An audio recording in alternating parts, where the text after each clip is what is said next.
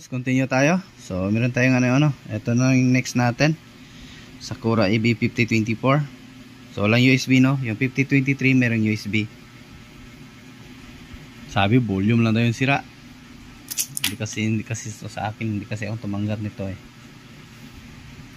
So dinala lang to sa atin dito sa kaibigan natin.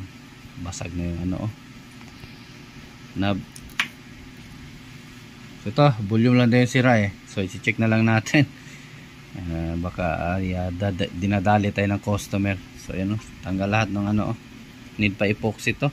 I-epoxy pa natin to para matuyo. Tapos 3 araw lang pa yung sinabi na sa pag-repair nito. Challenge tayo. Kaso dito kaya sa 3 days. Kasi sobrang busy din natin. So ito, check na lang natin to. At yan, bago natin to simulan mga lods, ay pa-subscribe na dyan. At pakit na notification bell at ilagay sa all para laging updated. So open ko na. So ito na, open na natin. Ito, tanggal yung ano nyo. May ano na sila, may plaster na. Naman tayo ng epoxy ito. So okay lang din siguro to. Wala naman siya masyadong kinalawang. Dumi lang.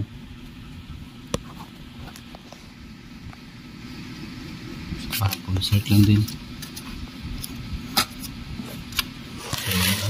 Natang naayos na, nagparallel pa sila ng 10 ohms, hindi 5 ohms na yan. So kasi nga ay malaki yung isang 10 ohms nilagay nila, kaya nagparallel ng 10 ohms, so 5 ohms na lang yan. So ito, testing natin. So naka-plug na, power na lang natin. Ayun, nagra-rattle yung relay.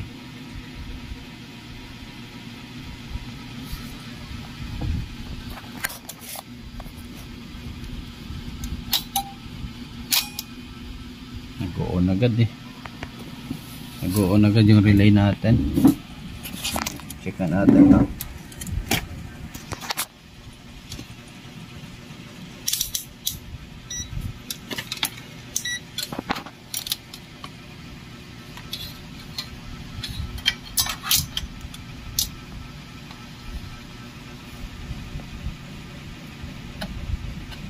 So okay naman, wala naman voltahe. 49.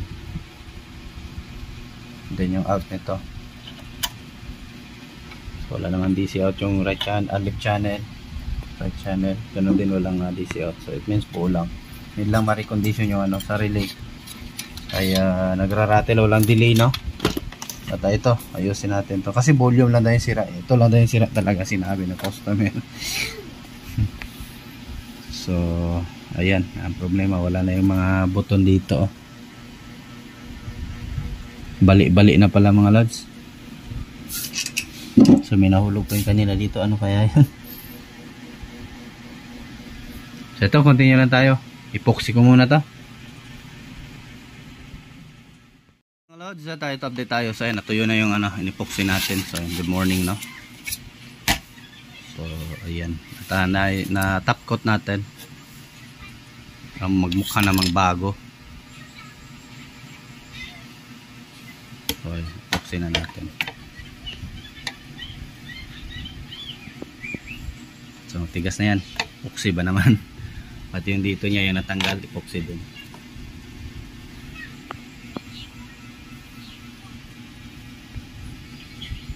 So ayan, balik na natin to. Then check natin yung pinaka main board niya.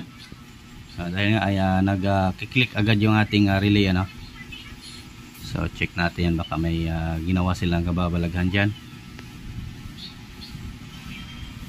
So okay naman yung mga potentiometer nya, tinester ko, nagpa-function naman. Ito, nilabhan natin yung board, hindi ko matiis. Hindi ko matiis yung dugyot, no? So yun, i-recondition natin tong dito sa kanyang relay section. Kasi nga yung kung narinig nyo yung kahapon, ay nagka-crack agad yung kumbaga nagra-rattle yung kanyang relay at nagki-click agad, walang delay. So i-recondition natin yung relay section nya. So yan, may mga binunot pa tayo dito na kinalawang. Gawa nga ng natamaan ng adhesive, So yun, yan pa, hindi ko pa nabunot. Meron pa pala 1K at saka 47k.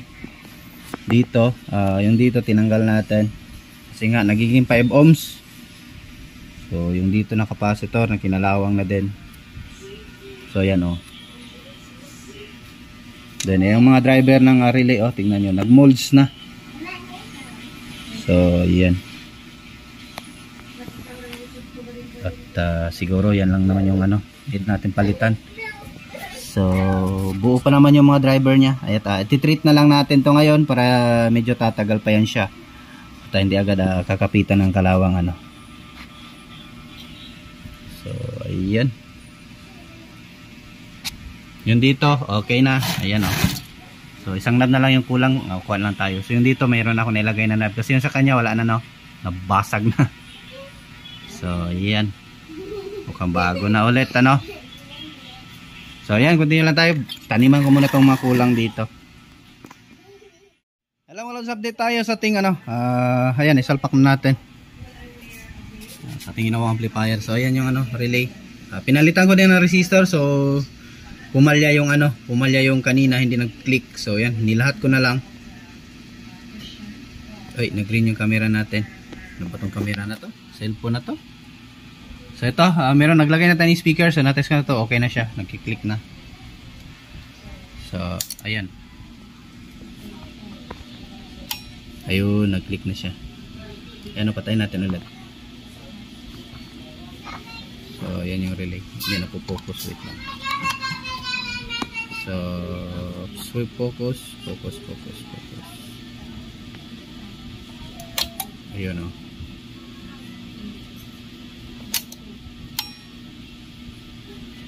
So yung ano pala, yung 9014 pinalitan ko ng 2-in-551, yung dalawa no. So ayan oh. Then yung dito, yung 9014 okay lang, hindi ko na pinalitan. Yung dalawa lang, yung sa ground connection. So ayan, para sa relay no. Pinalitan ko siya. So ayan. Ito, audio test na tayo. May audio na tayo. Palit tayo ng USB. Puro to Bisayan songs. Or Bisdak.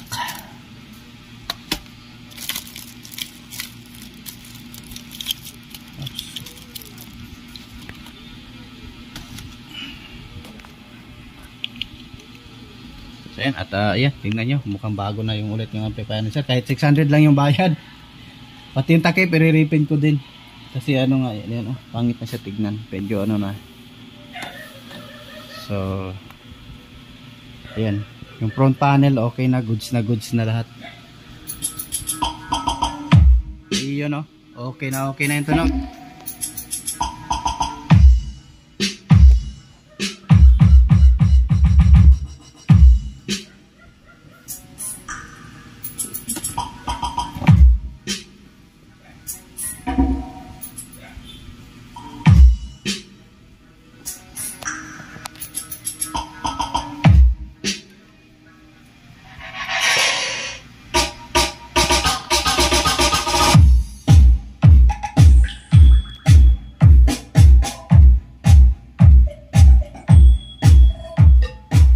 Lakas.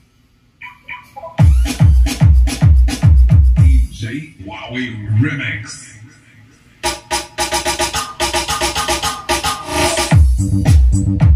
So yung dito niya sa surround, inipoxy ko na lang. Ay kasi nga gawa nga nung pinagtali-tali nila, nawala na yung mga ganito. Yung mga, wala na tayong ganito, yung push button niya. Yung takip ng switch ano. So inipoxy ko na lang para hindi mapasukan ng ano. So doon sa loob nakapindot na yung surround. So in case gagamitin la doon sa likod yung sa surround, tutunog na no. So ayan. Oops. Sira-sira pa ata volume nito ah.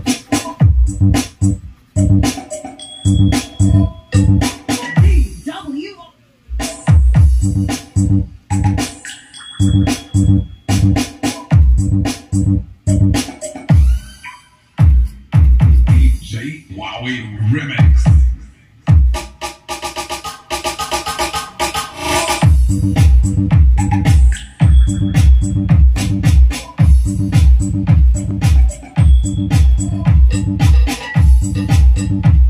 So baka marami magtataka dyan sa ating video, hindi umikot yung blower. So yung blower po ng EB5024 na old ay automatic po yan siya. Kapag mainit saka lang siya iikot, yung dalawang pan ito at saka yung doon.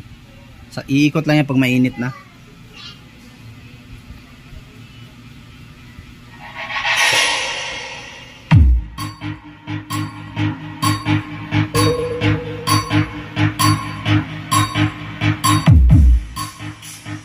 Lakas.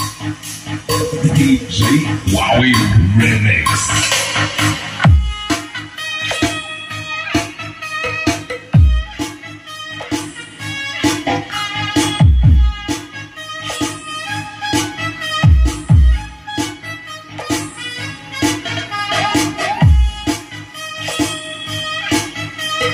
So yung gusto magpapa-shoutout dyan or magpapatap ng pangalan ay pa-comment na lang sa baba ng ating video or sa ating comment section.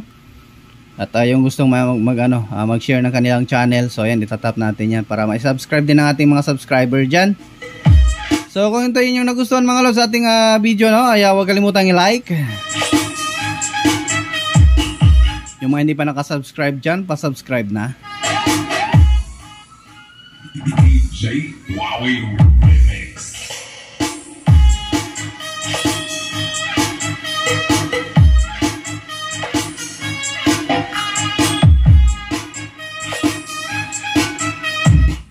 Oops, may problema tala itong volume mo.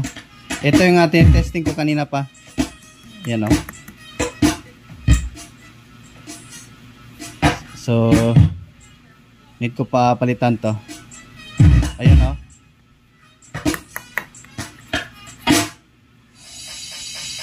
So palitan ko muna siguro to, saka natin tapusin yung video natin. So ayun mga lods, at ayan, napalitan natin ang potentiometer. So ayan, okay na siya.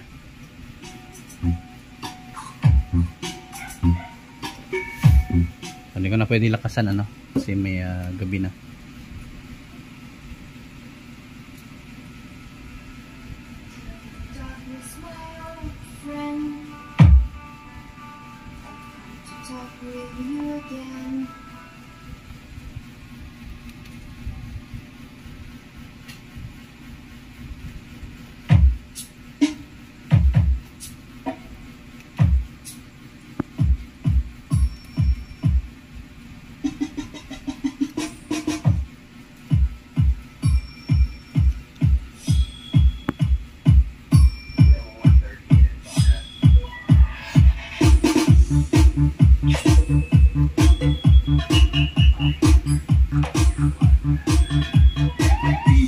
So ayan, saka balance na ito mga lods. Yung tunog nya balance na.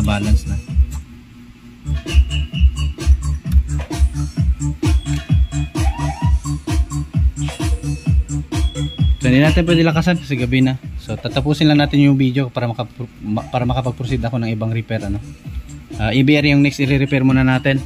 Yung ma-recondition saka na yun kasi ito kunin to bukas So ayan, hindi na natin masyadong pabayan yung video natin mga lods at ako ay magpapaalam na at hanggang sa muling video natin, hanggang sa muling content or sa ating vlog sa daily life natin. So ayan. At maraming thank you sa walang sawang suporta mga lods. At ayan. Thanks for watching.